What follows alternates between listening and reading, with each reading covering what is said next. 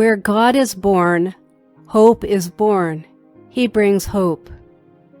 Where God is born, peace is born. And where peace is born, there is no longer room for hatred and for war.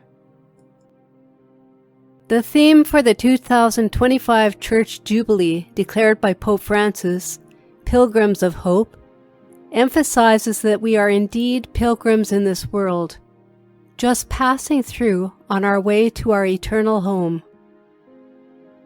The theme of hope is particularly relevant in the face of unprecedented troubles in today's world, leaving many people feeling helpless and hopeless. In a world marked by war, divisions, the spreading dictatorship of relativism, a growing culture of death, the insanity of gender ideology and transgenderism, Satanism coming into the open, and increased persecution of Christians globally, hope can seem hard to come by. But Christian hope does not disappoint. Cardinal Timothy Radcliffe tells us that, in these times, Christianity has something extraordinary to offer, the Eucharist, which is our hope. The Eucharist is the most powerful thing in the world. We are Eucharistic pilgrims of hope on a path of peace.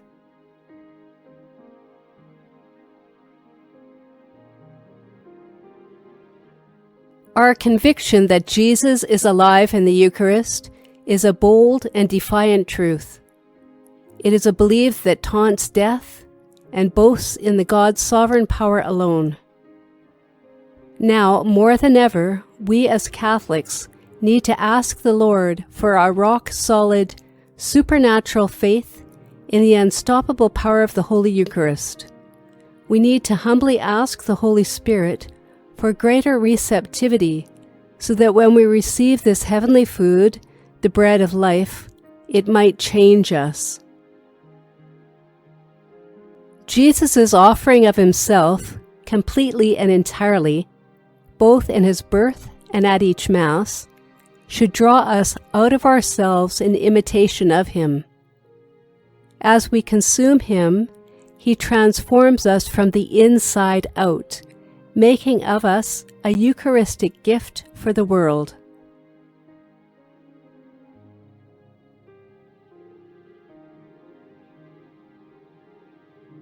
Without the Eucharist, we are nothing.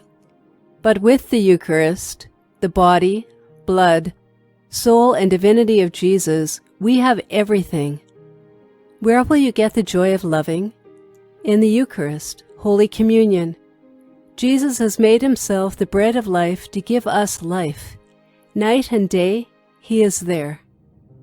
If you really want to grow in love, come back to the Eucharist. Come back to that adoration.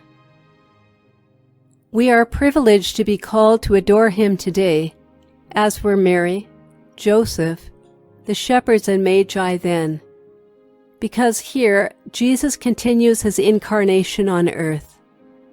The Eucharist is the continual expression of God's perfect, unselfish love for man. The Word became flesh and dwells among us, veiled under the species of the sacred host, where the same Jesus, born 2,000 years ago as a little babe in Bethlehem, is truly, really, bodily and personally present in this most holy sacrament.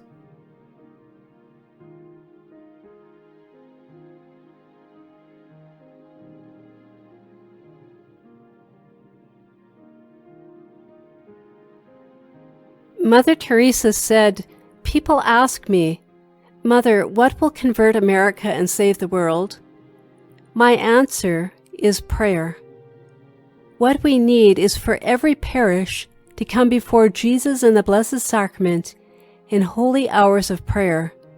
That will convert America, Canada, other countries, and save the world. Our hours of adoration will be special hours of reparation for sins and intercession for the needs of the whole world. exposing the sin-sick and suffering humanity to the healing, sustaining, and transforming rays of Jesus radiating from the Eucharist. It was through the presence of Jesus in the most blessed sacrament that the life of Mother Teresa was transformed to remind us of God. His love was made present in the lives of every person she met and touched, and it is how His love will be made present and radiate hope to the world through us today. Pour out your heart to Christ and adore Him. Mother Teresa tells us that when you visit Jesus in the Blessed Sacrament, speak to Him, aware that you are in His presence, and tell Him all that comes to your mind. Listen for His response. Ask for forgiveness and intercede for others. Think of those who have hurt you and request a special blessing for them. Ask God to forgive you for all the times you have neglected or hurt someone else. Bring before Jesus in the Blessed Sacrament all those who have asked you to pray for them. Ask the Lord to address their concerns.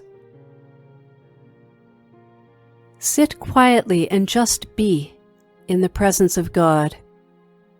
Think of a visit to Jesus in the Blessed Sacrament as coming to see your best friend.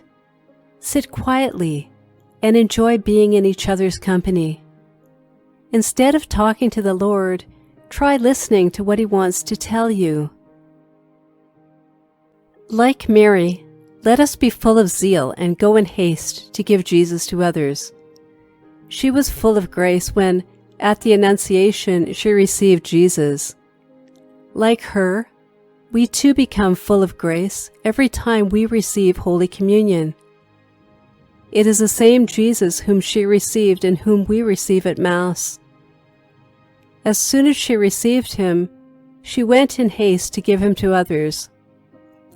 For us also, as soon as we receive Jesus in Holy Communion, let us go in haste to give Him to our sisters, to our poor, to the sick, to the dying, to the lepers, to the unwanted and the unloved.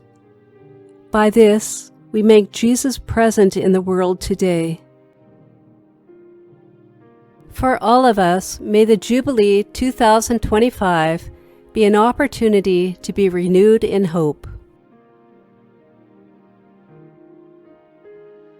During this holy year 2025, may the light of Christian hope illumine every man and woman as a message of God's love addressed to all, and may the Church bear faithful witness to this message in every part of the world.